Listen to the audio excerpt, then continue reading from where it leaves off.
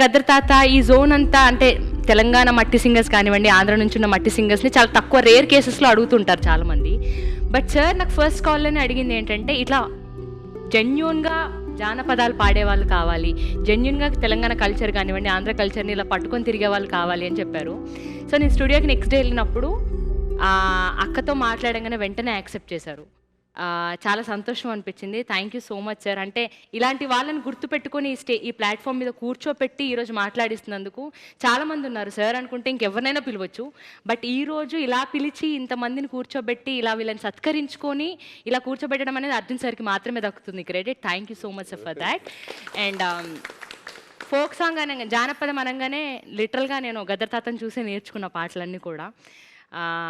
ఆయన వాళ్ళ ఇంట్లో ఒక బిడ్డగా ఉన్నందుకు నిజంగా నేను అదృష్టంగా ఫీల్ అవుతూ ఈరోజు ఈ పాటకి అక్క రావడం, అమ్మ రావడం, వీళ్ళందరూ రావడం నిజంగా చాలా సంతోషంగా ఉంది. ఈ పాటని నాతో పాడించినందుకు అనూప్ సార్కి, అర్జున్ సార్కి థ్యాంక్ యూ సో మచ్.